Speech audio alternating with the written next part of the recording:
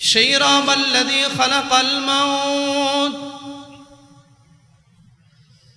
তিনি মানুষের সমস্ত জীবজন্তুর মরণ সৃষ্টি করেছেন, মরণ,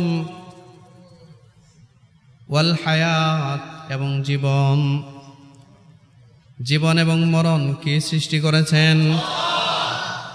এই কথাটা যদি কেবলমাত্র মুসলমানদেরকে জিজ্ঞাসা করা হয়, মুসলমানদেরকে যদি জিজ্ঞাসা করা হয়, মুসলমান কোন আলেমে দ্বীনকে যদি জিজ্ঞাসা করা হয় জীবন আর মরণ কে সৃষ্টি করেছেন, গোটা পৃথিবীর জমিনে শুধু মুসলমানরাই জবাব দিতে পারবে যে এটা আল্লাহ সৃষ্টি করেছেন।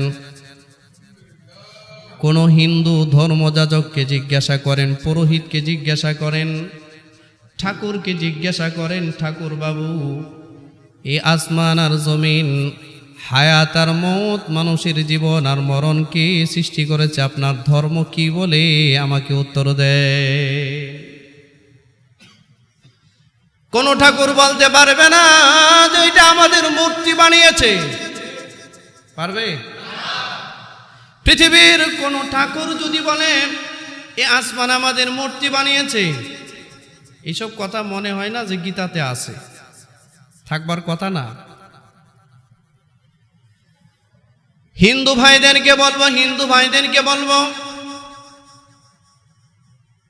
অন্ধভাবে যে ধর্মের বিশ্বাস করেন, এই ধর্মের পুরোহিতদেরকে একটু জিজ্ঞাসা করেন, ধর্মযাজকদেরকে জিজ্ঞাসা করেন, যাদের মাধ্যমে পুজো অর্চনা আপনারা করেন, এরকম ঠাকুরদেরকে জিজ্ঞাসা করেন, ঠাকুর এই আসমান আর জমিন কে সৃষ্টি করেছেন, হায়াত আর মৌত কে সৃষ্টি করেছেন, আপনি আপনার ধর্মীয় কিতাব থেকে আমাকে দেখান। পারবে না? পারবে? কিন্তু আমাদেরকে যদি আলহামদুলিল্লাহ জিজ্ঞাসা করে পারবো কিনা? আমরা তো বলছি অলরেডি, সূরা মুলকে আল্লাহ পাক বলছেন 29 নম্বর পারা, প্রথম সূরা, সূরাতুল মুলক। আপনি প্রথমে তিলাওয়াত করুন, সমস্ত প্রশ্নের জবাব আল্লাহ দিয়েছে। কোন খ্রিস্টান ধর্মযাজকের কাছে যে প্রশ্নের জবাব নাই,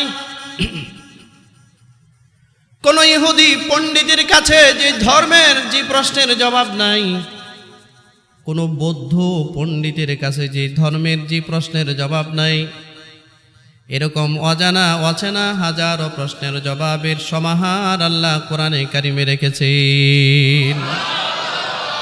উল্টালি পাওয়া যায়। সুবহানাল্লাহ, চিৎকার করে বলুন সুবহানাল্লাহ। আল্লাহর দয়া এটা। আল্লাযী খালাকাল মাউতা ওয়াল হায়াত, আল্লাহ পাক বলেন যে এই হায়াত আর মত, জীবন আর মরণ আমি আল্লাহ সৃষ্টি করেছি। জীবন আর মরণ কে সৃষ্টি করেছেন? ওয়া হুয়াল আজিজুল গফুর।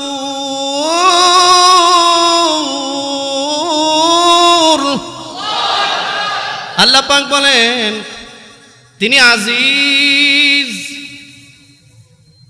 মহাপরাক্রমশালী আল্লাহ, আল গফুর, তিনি ক্ষমাশীল, ক্ষমাশীল। সুবহানাল্লাহ। এরপরে আল্লাহ পাক বলেন আল্লাযী খালাকাল মাউতা ওয়াল হায়াতা লিয়াবলুয়াকুম আইয়ুকুম আহসানু আমালা ওয়া হুয়াল আজিজুল গফুর আল্লাযী খালাকা সাবআ সামাওয়াতিন তিবাকা। ধারাবাহিকভাবে 7 আসমান আর 7 জমিন আমি আল্লাহ সৃষ্টি করেছি। সুবহানাল্লাহ, সুবহানাল্লাহ। আমার হিন্দু বন্ধুদেরকে বিনয়ের সহিত জিজ্ঞাসা করি, আপনার ধর্মের যত কিতাব আছে, ধর্মীয় যত কিতাব, পুরাণ বলেন, তুরান বলেন, গীতা বলেন, সব আপনি রিসার্চ করেন, সব পড়েন, সব দেখেন, শুরু থেকে শেষ পর্যন্ত পড়ে এ আসমান জমিনের সৃষ্টির কোনো রহস্য যদি আপনি আপনার ধর্মগ্রন্থ থেকে উত্থাপন করতে পারেন তো পৃথিবীর সামনে আপনি তা প্রকাশ করেন। পারবেন না? নাই তো, সেটা এটা নাই। কোত্থেকে করবেন? কোন খ্রিস্টানকে যদি বলা হয় এই বিকৃত বাইবেলের মধ্য দিয়ে তুমি আসমান জমিনের সৃষ্টিকর্তার একটা সঠিক নির্দেশনা দাও, তার কাছে নাই, এ দিতে পারবে না। দিলেও গুজামিল উত্তর দিবে, যে উত্তরের সাথে বাস্তবতার কোনো মিল থাকবে না। ঠিক কি না? আল্লাহ রাব্বুল আলামিন বলেন, এই আসমান আমি বানালাম, জমিন আমি বানালাম, এটা একটা ভূমিকম্পের মাধ্যমে আমি ধ্বংস করে দিব, সব জালজালা করে দিব, এটার কোনো কিছুই রাখবো না। আমাদের মাথার উপরে আসমান কয়টা? পায়ের নিচে জমিন কয়টা? আমরা জমিনের সর্বোচ্চ স্তরে আছি, 7 নাম্বার স্তরে আছি। জমিনের 7 নাম্বার স্তরে আমরা বসবাস করি। ঠিক এরকম আমাদের পায়ের নিচে এই পৃথিবীর জমিন ছাড়া এর নিচেও আরো 6টা জমিনের স্তর আছে। আল্লাহ বলেছেন 1450 বছর পূর্বের কথা, আর এখনকার জামানার টেকনোলজি বহু উন্নত, ঠিক কিনা? তথ্য নিয়ে তালাশ করে দেখতে পারে যে আল্লাহর কথাই বাস্তব, এটাই চির সত্য কথা। প্রিয় ভাইরা আমার, আল্লাহ রাব্বুল আলামিন বলেন, এই 7 আসমান 7 জমিন আরো বহু গ্রহ উপগ্রহ নক্ষত্ররাজি যা কিছু আছে তোমরা যা দেখো, আমি সব কিছু একদিন জালজালা করে দিব, ধ্বংস করে দিব, এটার আর কিছুই বাকি থাকবে না, সব ধ্বংস হবে। আল্লাহ পাক বলেন, ইদা যুলজিলাতিল আরদু জিলজালাহা। আল্লাহ পাক বলেন, ইদা যুলজিলাতিল আরদ, জমিন যখন ভূকম্পন সৃষ্টি হবে, কাঁপুনি তৈরি হবে, কাঁপুনি। জিলজালাহা, প্রকম্প, ভূমিকম্প, প্রচণ্ড ভূমিকম্প যখন জমিনে তৈরি হবে, ঝাঁকুনি তৈরি হবে, ঝাঁকুনি। রিক্টার স্কেল 8 মাত্রায় নয়, রিক্টার স্কেল 10 মাত্রায় নয়। ওই ভূমিকম্প যখন শুরু হবে, ওই জালজালা যখন শুরু হবে, কোন রিক্টার স্কেল এটাকে মাপার কোনো সুযোগ থাকবে না, এটা এত বিশাল ভাবে তৈরি হবে। আল্লাহু আকবার বলেন। এত কঠিন ভাবে এই জালজালা, এই ভূকম্পন জমিনের মধ্যে সৃষ্টি হবে। এখন তো ভূমিকম্প হলে রিক্টার স্কেল 3, 4, 5.5, 7 ইত্যাদি ইত্যাদি, এইভাবেই তো নাকি? কিন্তু কিয়ামতের পূর্ব মুহূর্তে যখন ভূকম্পন সৃষ্টি হবে, জমিন প্রচণ্ড প্রচণ্ড ঝাঁকুনিতে চূর্ণ বিচূর্ণ হয়ে যাবে, প্রচণ্ড ঝাঁকুনি। পাহাড়গুলো মুহূর্তের মধ্যে এক ঝাঁকুনিতে শূন্যে উঠতে থাকবে। একের পর এক আসমান ভাঙ্গা শুরু হবে, একটার পর একটা জমিন ভাঙ্গা শুরু হবে, সব তছনছ হয়ে যাবে। কুল্লু মান আলাইহা ফান ওয়া ইয়াবকা ওয়াজহু রাব্বিকা যুল জালালি ওয়াল ইকরাম। শুধুমাত্র রব্বুল আলামিন ব্যতীত যা আছে সব ধ্বংস হয়ে যাবে। আল্লাহ রাব্বুল আলামিন বলেন, ওয়া আখরাজাতিল আরদু আসকালাহা, ওই দিন জমিন, ওয়া আখরাজাতিল আরদ, ওই দিন জমিন বের করে দিবে, উদ্গীরণ করবে, উদ্গীরণ ফেলে দিবে। আসকালাহা, জমিনের বোঝা জমিন সেই দিন প্রত্যাখ্যান করবে, ফেলে দিবে। দুনিয়ার শুরু থেকে নিয়ে জমিনের মধ্যে যত মানুষের দাফন হয়েছে, দাফন হয়েছে না? আমরা জানি না, যেখানে আমরা বসা এইটার নিচে কত হাজার বছর আগে কত মানুষ জানি মারা গেছেন, কত মানুষকে জানি এখানে দাফন করা হয়েছে আমাদের জানা নাই। জমিন উলট পালট হচ্ছে, জমিন উলট পালট হচ্ছে, এই দেশ থেকে সেই দেশের বাউন্ডারির সাথে মিলিত হচ্ছে, এই গোরস্থান ধ্বংস হচ্ছে, ওই গোরস্থান ধ্বংস হচ্ছে, কোথাও নদী নাই। আজকে থেকে 20 বছর আগে যেখানে নদীর কোনো আবাসই ছিল না, আজকে এইটা নদীতে বিলীন হয়ে গেছে। আছে না এরকম? সাগরে বিলীন হয়ে গেছে। গোটা জমিন তার বুঝা বের করে দেবে, বুঝা। মুফাসসিরিনরা লেখেন জমিনের বুঝার মধ্যে এটা একটা বুঝা যে দুনিয়ার শুরু থেকে নিয়ে কিয়ামত পর্যন্ত যত মানুষের মৃতদেহ জমিনের মধ্যে দাফন করা হয়েছে, জমিন সেটাকে বের করে দিবে, বের করে সব মানুষকে জমিন থেকে উপরে উঠায়া দিবে।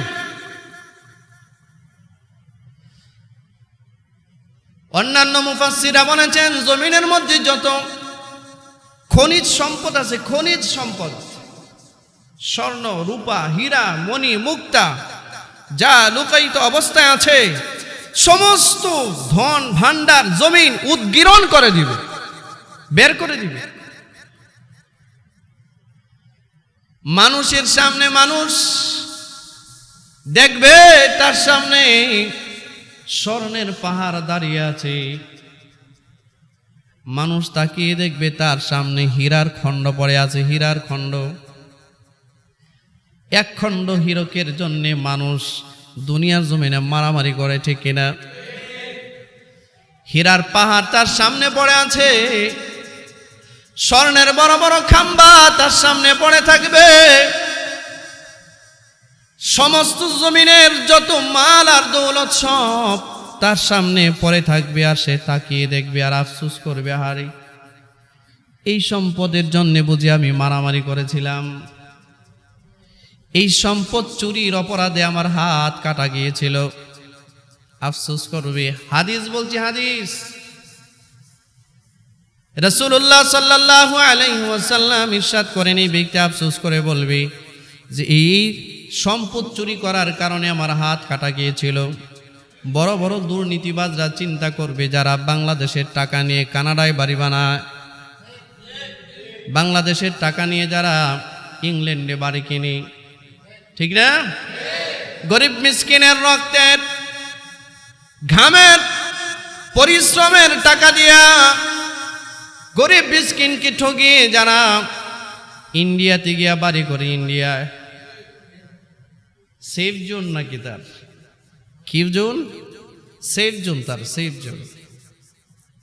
মালয়েশিয়ায় বাড়ি করে, আমেরিকায় বাড়ি কিনে, অস্ট্রেলিয়ায় বাড়ি কিনে, এই চোরায় যখন দেখবে সব সম্পদ তার সামনে পড়ে আছে, সে আফসোস করে বলবে, আহারি এই রকম জিনিসের জন্য বুঝি আমি দুর্নীতিবাজ হিসেবে সমাজে পরিচিত ছিলাম। দুর্নীতি দমন কমিশনে মামলা আছে না?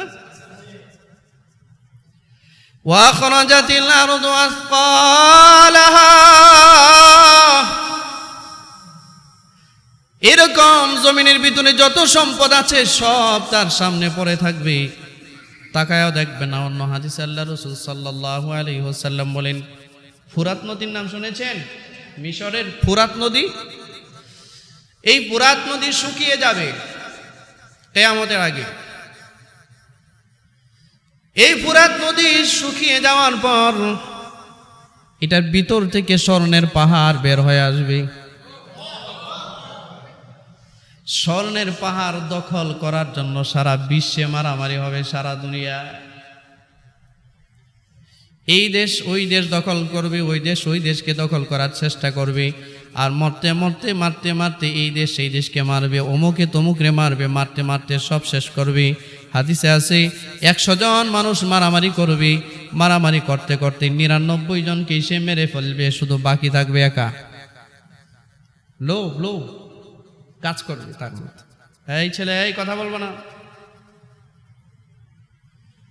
কয়জন কয়জন মারবে? কতজন? 99 জন মারবে, একা খাবে, একা।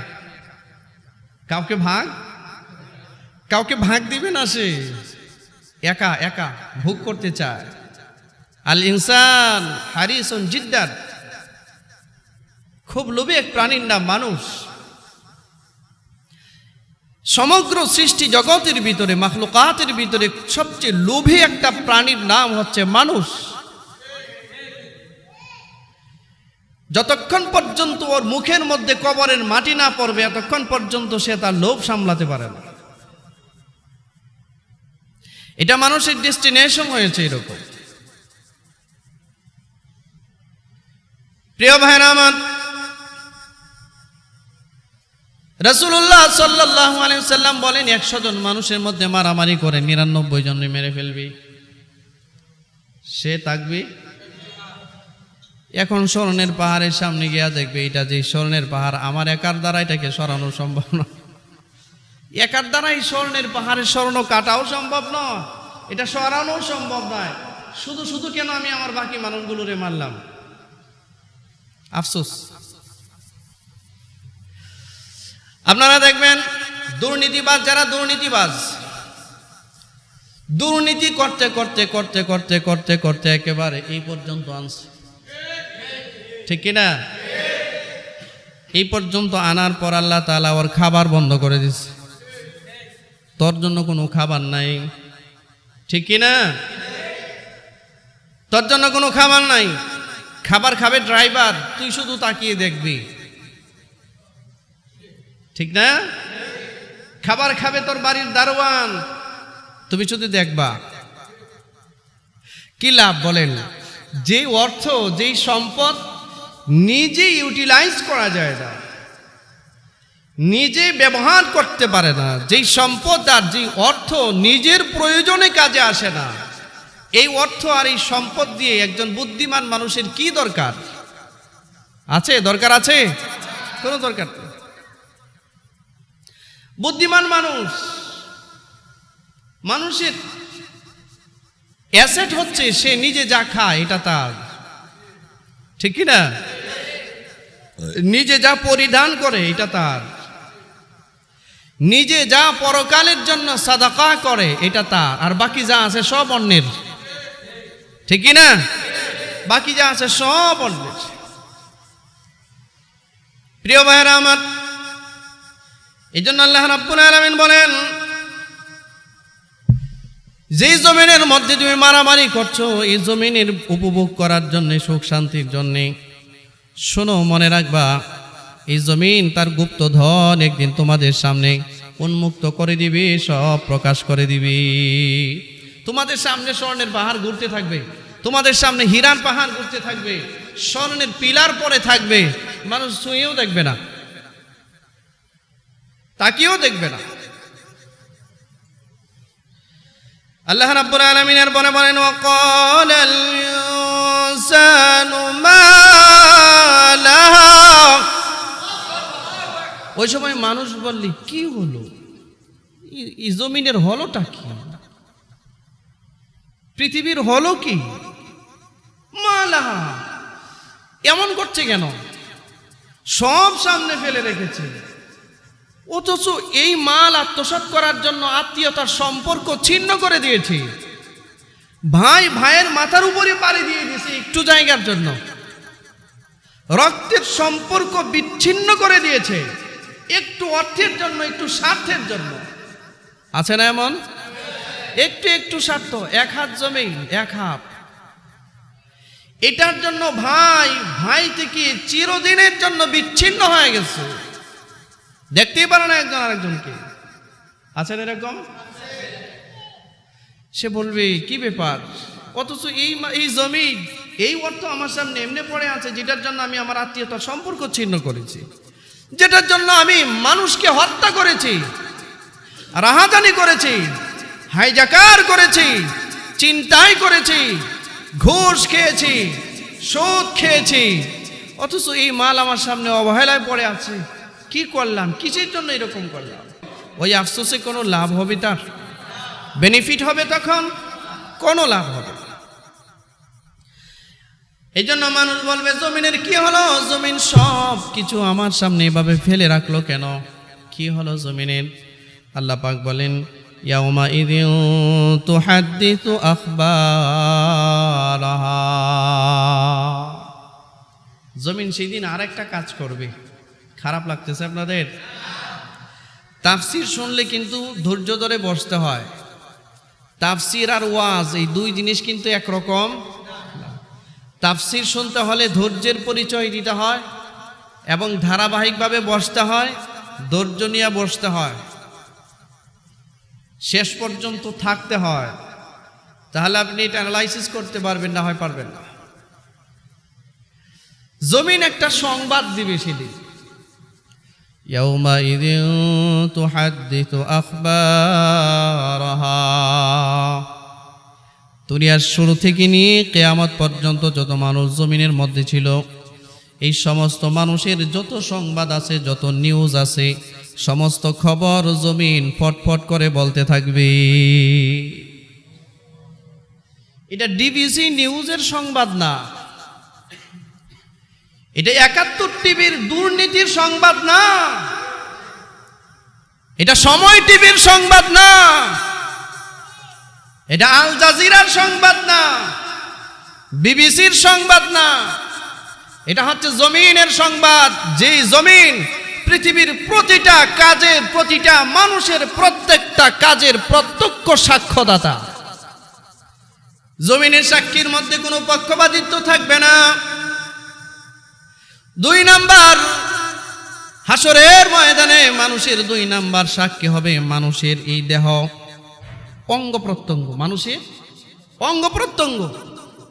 সূরা ইয়াসিনের মধ্যে আল্লাহ পাক ঘোষণা করেছেন, আল-ইয়াওমা নাখতিমু আলা আফওয়াহিহিম ওয়া তুকাল্লিমুনা আইদিহিম ওয়া তাশহাদু আরজুলুহুম বিমা কানু ইয়াকসিবুন। আল্লাহ রাব্বুল আলামিন বলেন, ওই দিন মানুষের আল-ইয়াওমা নাখতিমু আলা আফওয়াহিহিম, মানুষের জবান হাসরের মাঠে বন্ধ করে দেওয়া হবে। মানুষের হাত তার বিরুদ্ধে সাক্ষী দিতে থাকবে, মানুষের পাগুলো তার বিরুদ্ধে সাক্ষী দিতে থাকবে, মানুষের গোটা দেহ, সে যেখানে যেই দেহটাকে যেই অন্যায় কাজে ব্যবহার করেছে বা ন্যায় কাজে ব্যবহার করেছে, এই প্রত্যেকটা কাজের সাক্ষ্য এই দেহগুলো তার সামনে দিতে থাকবে। ১ নাম্বার সাক্ষ্য, মানুষের জবান বন্ধ থাকবে। সাক্ষ্য দিবে কি? মানুষের হাত, পা, চোখ, কান, গোটা দেহ মানুষের বিরুদ্ধে। হে আমার দুনিয়ার মুসলমান ভাইয়েরা, যে হাত পার এত যত্ন আমরা নিচ্ছি, যে চেহারার এত যত্ন নিচ্ছি, যে শরীরের, যে বডির এত যত্ন আমরা নিচ্ছি, হালাল নাই হারাম নাই সব কিছু বাজ বিচার করি না। মনে রাখবেন, যে হাতে হারাম ধরেন, যেই মুখে হারাম খাবার খান, এই হাত, এই চোখ, এই কান, এই পা, এই পেট, এই গোটা দেহ হাসরের ময়দানে মানুষের বিরুদ্ধে সাক্ষ্য দিতে থাকবে। মানুষের বিরুদ্ধে সাক্ষ্য দিবে, দুর্নীতি সাক্ষ্য না, এবং প্রত্যক্ষদর্শী সাক্ষ্য। সুবহানাল্লাহ বলে। ২ নাম্বার সাক্ষ্য হচ্ছে জমিন। জমিন, এই পৃথিবী মানুষের বিরুদ্ধে সাক্ষ্য দিবে। এই জন্য হাদিসের মধ্যে আসছে, কোন জিনাকারী যখন জমিনের উপরে হাঁটে জিনা করে, নাপাক শরীর নিয়ে, অথবা পাক হোক নাপাক হোক যেটাই হোক, ধর্ষণ করে, জিনা করে, ব্যভিচার করে, সুদের টাকা, ঘুষের টাকা নিয়ে, দুর্নীতির টাকা নিয়ে জমিনের মধ্যে যখন হাঁটে, এই জিনার গুনাহ নিয়ে জমিনের মধ্যে যখন হাঁটে, তখন এই জমিন আল্লাহকে ডেকে ডেকে বলে, আল্লাহ অনুমতি দেন, আমি 2টা ভাগ হয়ে যাই, আর এই জিনা করি পাপিষ্টকে আমার বুকের মধ্যে ঢুকে এমন একটা চাপ দিই, জীবনে যেন জিনার নাম উচ্চারণ না করে। শাস্তি এখনই দিয়ে দিই। আল্লাহ বলেন, না না না, সময় আছে। কি আছে?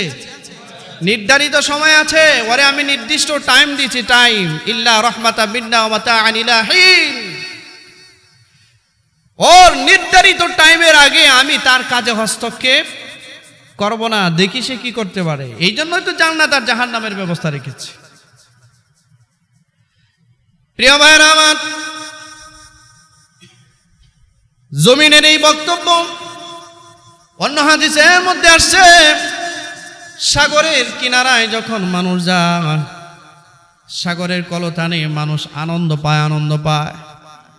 সাগরের কিনারার প্রত্যেকটা ঢেউ, প্রত্যেকটা পানি, প্রত্যেকটা পানির ঢেউ এই যে আওয়াজ করে, আওয়াজ গর্জন করে, হাদিসের মধ্যে আসছে সাগরের প্রত্যেকটা গর্জন যেন আল্লাহকে ডেকে বলছে, আল্লাহ এই পাপিষ্ঠ যারা আমার এই কিনারায় এসেছে আমাকে অনুমতি দেন, এই সবগুলোকে আমার পেটের ভিতরে ঢুকিয়ে ফেলি, সব পেটে ঢুকিয়ে ফেলি। আমরা তো হানিমুনে যাই, আমরা তো কত কিছু করতে চাই সাগরের পারে, কত বৈধ অবৈধ সংগঠিত হয় সেই জায়গায়। আল্লাহর হুকুমের অপেক্ষায় থাকে সাগরের পানি। সাগরের পানির মধ্যে নেমে নেমে গোসল করে মানুষ, করে না? টান দিয়ে নিয়ে যেতে চায়, ভিতরে নিয়ে যেতে চায়। আল্লাহ পাক বলেন না, ছেড়ে দাও, নির্দিষ্ট টাইম আছে, আমি যখন ধরবো আর ছাড় দিব না। প্রিয় ভাইরা আমার, এরপর আল্লাহ রাব্বুল আলামিন বলেন, ইয়াউমাইদিন ইয়াসদুরুন নাসু আশতাতা। হাসরের মাঠে মানুষ যখন কবর থেকে উঠবে, ইয়াসদুরুন নাস, সব মানুষ যখন উঠে দাঁড়াবে, আশতাতা, দলে দলে বিভক্ত হয়ে যাবে, দলে দলে বিভক্ত হয়ে যাবে। একদল কুফরির কারণে কাফের হিসাবে কাফেরের দলভুক্ত হবে, একদল মুশরিক শিরকের কারণে শিরকের দলভুক্ত হবে, একদল নাসারা হিসেবে দলভুক্ত হবে, একদল খ্রিস্টান হিসেবে দলভুক্ত হবে, একদল পাপিষ্ঠ হিসেবে দলভুক্ত হবে, আরেক দল ইমানদার হিসেবে দলভুক্ত হবে। একদল জান্নাতের রাস্তা ধরবে, আরেক দল জাহান্নামের রাস্তা ধরবে। একদল ডান দিকে যাবে, আর একদল বাম দিকে যাবে। আল্লাহু আকবার বলেন। রব্বুল আলামিন বলেন, লিউরাউ আমালাহুম, কাতারবন্দি হয়ে দলভুক্ত হয়ে মানুষ ছুটতে থাকবে, কারণ সেই দিন প্রত্যেকটা মানুষ যার যার আমল সে দেখতে পাবে। আচ্ছা, আমরা যে এখন নেক আমল করি, আমাদের আমল আমরা দেখি, কি পরিমাণ সওয়াব হয় দেখেন, আমরা দেখি।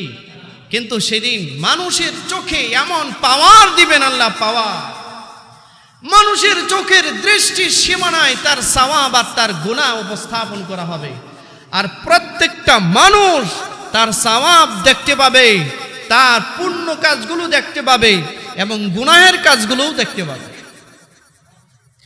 এজন্য আল্লাহ রাব্বুল আলামিন বলেন, লিউরাউ আমালাহুম, ওই হাসরের ময়দানে মানুষকে তার আমলনামা দেখানো হবে।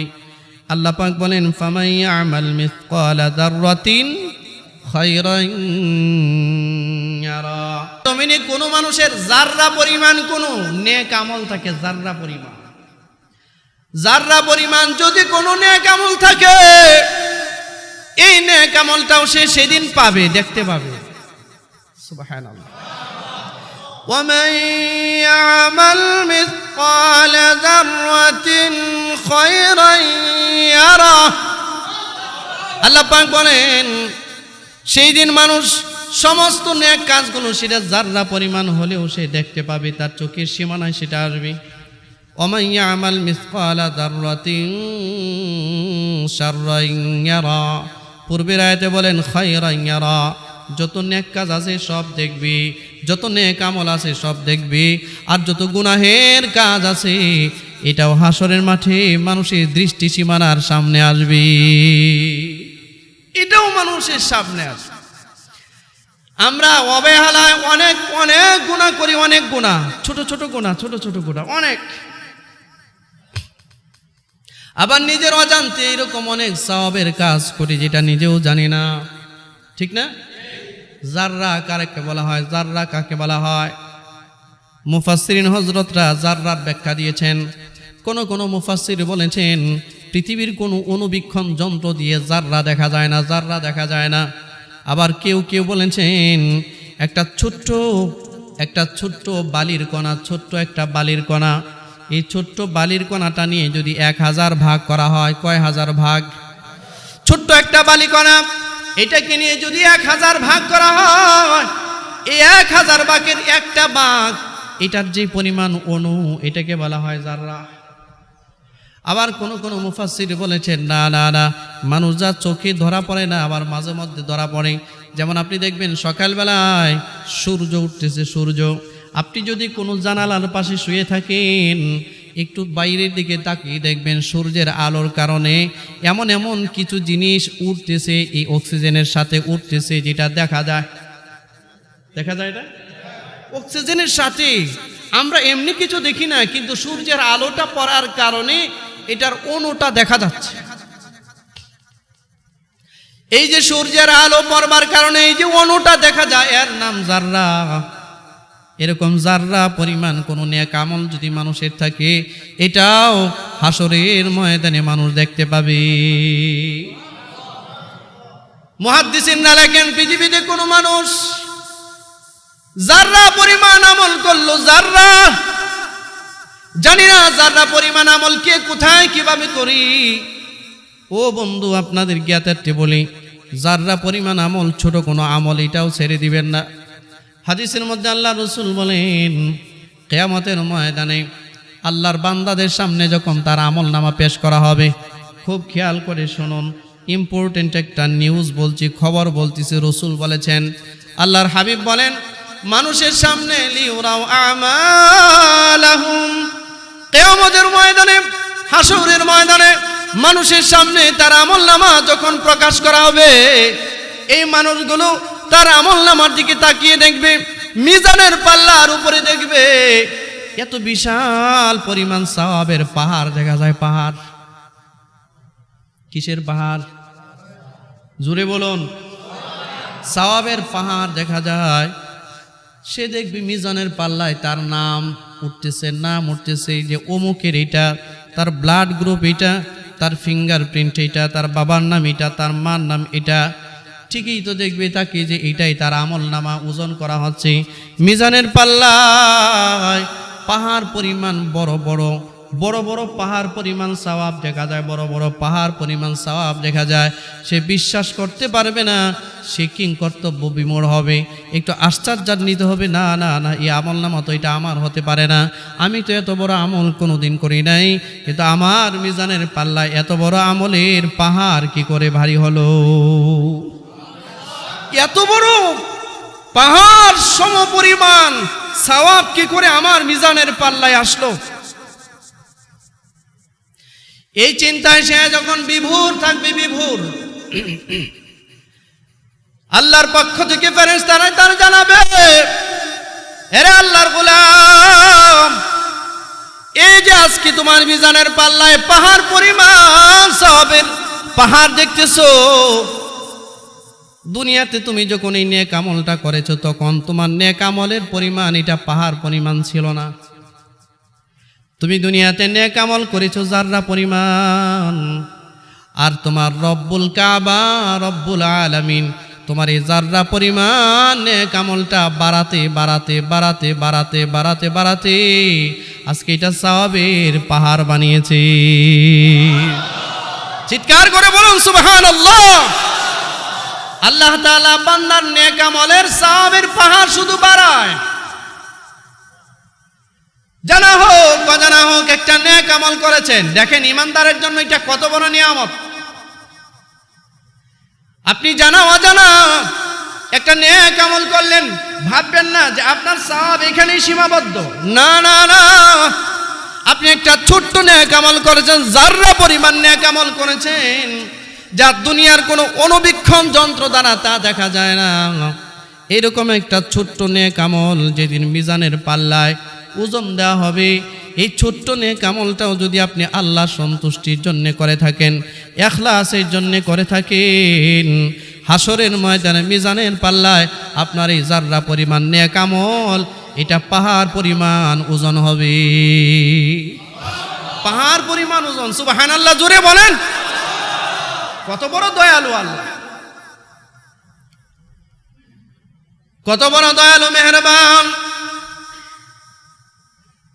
পৃথিবীর মানুষ মানুষের উপরে দয়া করে। আল্লাহ পাক বলেন, এর গোলাম, আমারে মানার জন্য, আমার ইবাদত করার জন্য তুমি যখন ইবাদতে শামিল হয়ে যাও, কিছুই জানো না, কিছুই বুঝো না, কিচ্ছু পারো না, কিন্তু তুমি ইবাদত করো, তুমি সিজদা দাও। তোমার কাছে ওই রকম অর্থ সম্পদ নাই দান করার, কিন্তু তারপরেও কিছু কিছু অর্থ সম্পদ আল্লাহর রাস্তায় দান করো। এই যে ছোট্ট ছোট্ট কিছু ইবাদত করেছো, যেটা দুনিয়ার মানুষ দেখে নাই, তুমি করেছো আমার জন্য। হাসরের মাঠে সে তাকিয়ে দেখবে তার এই ছোট্ট আমল আর ছোট্ট আমল থাকবে না, আর এই ছোট্ট ইবাদত থাকবে না। এটা পাহাড়ের পর পাহাড় সমপরিমাণ ওজন হয়ে মিজানের পাল্লায় ওজন দেওয়া হবে। পাহাড়ের পর পাহাড়। আল্লাহু আকবার। বন্ধুরা আমার, এটা হচ্ছে মুসলমানদের জন্য বড় এক নিয়ামত। আল্লাহ বলেন, বান্দা ইবাদত করেছে এতটুক, আমি যেদিন ইবাদতের বদলা তোমাকে বুঝিয়ে দেব, যেদিন আমি আল্লাহ তোমাকে ইবাদতের যাজা বিনিময় বুঝিয়ে দিব, এই বিনিময়টা এতটুক বুঝাবো না, তুমি করেছো এতটুক, আমি বুঝিয়ে দিব তোমার কল্পনার বাইরে। সুবহানাল্লাহ। জোরে বলেন, জোরে বলেন, চিৎকার করে জবান খুলে বলেন। এই যে সুবহানাল্লাহ বলছেন, এটার যে সওয়াব, এটার সওয়াব যতটুকুন হাসরের মাঠে আপনি পাবেন পাহাড়ের চেয়ে আরো বিশাল। আল্লাহ বলেন, বান্দা তোমার কোন নেক আমল এক জায়গায় আমি বসায় রাখি না, এটা ইনভেস্ট হয়, ইনভেস্ট। সুবহানাল্লাহ। ইনভেস্ট হতে থাকে, ইনভেস্ট। এটা শুধু আমার কাছে বাড়ে। তুমি একটা ইবাদত করেছো, এটা যেন তুমি আমার কাছে লগ্নি করেছো, বিনিয়োগ করেছে, বিনিয়োগ আমার সাথে বিনিয়োগ করেছো।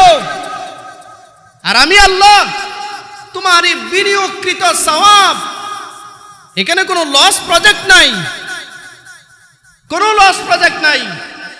এখানে তোমার শুধু সওয়াবের পরিমাণ বাড়বে আর বাড়বে আর বাড়বে। তুমি তোমার সক্ষমতা অনুযায়ী সওয়াব করেছো যাররা পরিমাণ, আর আমি আল্লাহ, আমি আমার রহমত, দয়ার মহাসাগর দিয়ে তোমার এই যাররা পরিমাণ সওয়াবটা আমি বাড়াতে থাকি। প্রিয় ভাইয়েরা আমার, এই জন্য ছোট কোনো নেক আমল যতই ছোট হোক ছাড়বো। বলেন, সবাই বলেন, নেক আমল যতই ছোট হোক ছাড়বো। বলেন, নেক আমল যতই ছোট হোক ছাড়বো, আর গুনাহ যতই বড় হোক করব। মনে থাকবে, গুনাহ যতই ছোট হোক আর যতই বড় হোক, এটা আমরা কেউ আর করব না।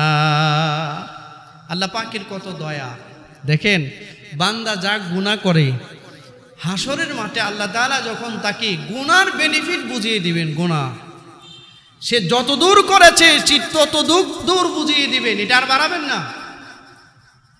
কিন্তু বান্দা যখন আল্লাহর সন্তুষ্টির জন্য কোনো বিন্দু পরিমাণ, যাররা পরিমাণ সওয়াব নেক আমল করে, এই সওয়াবটা তার জায়গায় আর থাকে না, এটা ইনভেস্ট হতে থাকে, এটা শুধু পর্যায়ক্রমে বাড়তে থাকে, এই পরিমাণ বাড়ে যেটার কল্পনাও বান্দা করতে পারে না। এটা হচ্ছে ঈমান। এটা ঈমানের কারণে। কিসের কারণে? ঈমানের কারণে নেক আমল এমনি বাড়তে থাকে। সুবহানাল্লাহ। বন্ধুরা আমার, পক্ষান্তরে আবার কেউ যদি গুনাহের কাজ করে, যাররা পরিমাণ কোনো গুনার কাজ যেটা তার জানা ছিল না যে এই গুনাহটা আমি করে ফেলেছি, এটা তার কল্পনার ভিতরেও ছিল না যে এই গুনার কারণে হাসরের মাঠে আমার আদালতে কিবরিয়ার সামনে জবাবদিহি করতে হবে, এই ভাবনাটাও তার দিলের ভিতরে ছিল না। কিন্তু হাসরের মাঠে তাকিয়ে দেখা যাবে, সে যখন মিজানের পাল্লার সামনে যাবে, ছোট্ট থেকে ছোট্ট গুনাহগুলো তার সামনে ফুটে উঠবে, সে সব দেখবে। সগীরাতাও ওয়ালা কাবীরা, এটা এমন এক আমলনামা, এমন এক ডিসপ্লে সেদিন করা হবে, সেখানে ছোট থেকে ছোট গুনাহও বাদ যাবে না, বড় থেকে বড় গুনাহও বাদ পড়বে না, সব দেখবে সব। অণুবীক্ষণ যন্ত্র দ্বারা যেমন ছোট্ট একটা জিনিস পানির ভিতরে কি পরিমাণ জীবাণু রয়েছে, এটা যেমন অণুবীক্ষণ যন্ত্র দ্বারা দেখা যায় বড় করে, ঠিক হাসরের মাঠে মানুষের যাররা পরিমাণ গুনাহ এটাও মানুষ বড় করে দেখবে, দেখানো হবে। বন্ধুরা আমার, এই জন্য 70 আর 80 বছরের জিন্দেগিতে নিজের অজান্তে অজানায় এমন এমন ছোট ছোট গুনার পাহাড় আমরা করেছি, গুনার পাহাড়, ঠিক না? যেটা সম্পর্কে আমাদের জানা নাই, আমরা এটাকে নাচিন মনে করেছি, যেটা কোনো গুনাই না, এটা গুনাহ হতে পারে না। কিন্তু না বন্ধু, না, আপনার এই কুধারণাটাও এটা একটা গুনাহ হয়ে গেছে। এমন এমন ছোট ছোট গুনার কাজ করেছেন, যেটা গুনাহ এটা আপনি জানেন না, অথচ এটা গুনাহ হয়ে গিয়েছে। আমার এক বন্ধু, এক কাছের মানুষ, তিনি কয়েক মাস আগে বাড়ি পাল্টালেন, বাসা পাল্টিয়েছে, এক বাসা চেঞ্জ করে আরেক বাসায় গিয়েছে। 2-3 দিন যাবৎ খুব ব্যস্ত, ফোন দিলেও ধরার টাইম পায় না, এতই ব্যস্ত। তো একদিন এসে বলতেছেন যে হযরত,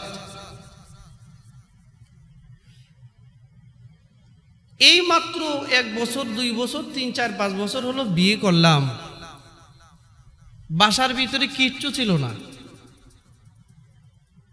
কোনো খাট নাই, পালং নাই, এই নাই সেই নাই, কিচ্ছু নাই। আস্তে আস্তে আস্তে আস্তে বাসার ভিতরে এই জিনিস কোত্থেকে আসলো, কিভাবে হলো, এটা এত বেশি হয়ে গেছে।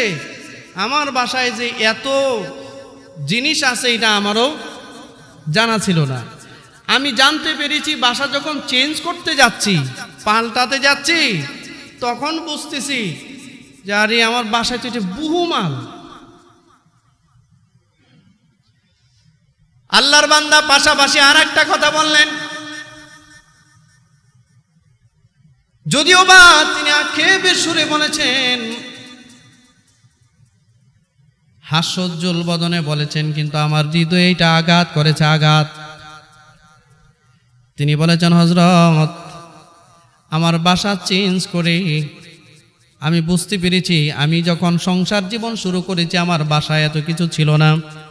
1টা 2টা করে কিনতে কিনতে কিনতে কিনতে কিনতে কিনতে আজকে আমার বাসা ভরপুর। বাসা যখন চেঞ্জ করতে গেলাম, পাল্টাতে গেলাম, দেখলাম আমার বাসায় মালামাল অনেক বেশি। আমার ভিতরে উপলব্ধি এসেছে 2 4 5 বছরের একটা সংসার জীবনে 1টা 2টা করে মাল কিনতে কিনতে আমার বাসা আমি ভরে ফেলেছি। না জানি আমার এই 30 বছরের জিন্দেগিতে গুনাহের কত বড় আয়োজন আমি করেছি। আমার অজান্তে আমার গুনার আয়োজন না জানি কত বড় হয়েছে। যেমন আমার বাসার ভিতরে আমার অজান্তেই 1টা 2টা করে বাসার জিনিস কিনতে কিনতে আজকে বিশাল কিছু হয়ে গেছে। বাসা পাল্টাতে গিয়ে বুঝেছি অনেক মাল আমার বাসায়। এটা তো 2 4 5 বছরের ব্যবধানে হয়েছে। আর আমার 30 আর 35 বছরে যে আমি গুনাহ করলাম, না জানি অজানা গুনার পাহাড় কত বড় হয়েছে। এই গুনার পাহাড়টা না জানি আমার কত বড় হয়েছে। আমার দিলের মধ্যে এটা ধাক্কা দিয়েছে, কথা তো সঠিক, ঠিক কিনা? নিজের অজান্তে যদি বাসায় এত জিনিস আসে, নিজের অজান্তে জমিনের ভিতরে আমরা কত পাপ করে বেড়াই না জানি। 40 বছর 50 বছর 100 বছরে আমার অজান্তে আমি কত বড় গুনাহের পাহাড় আমি সাজিয়েছি, এটা আমার জানা নাই। আল্লাহ যদি মাফ করে, আল্লাহ আপনি আমাদেরকে মাফ করে দেন, আমাদের জানা অজানা সবগুলো গুনাহ আপনি মাফ করে দিন। আপনি তো দয়ালু, আপনি তো দয়ালু, আপনি তো রহমান, আপনি তো রাহিম, আপনি গফফার, আপনি সাত্তার। আল্লাহ আপনি আমাদেরকে মাফ করে দিন, জোরে বলুন আমিন। ভাইয়েরা আমার, মা বোনদেরকে বলছি, শূন্য হাতে একটা ছোট্ট সংসার শুরু করেছেন। 5 বছরের ব্যবধানে 10 বছরের ব্যবধানে তাকিয়ে দেখেন আপনার সংসারে কত জিনিস জমা হয়ে গেছে, ঠিক কিনা?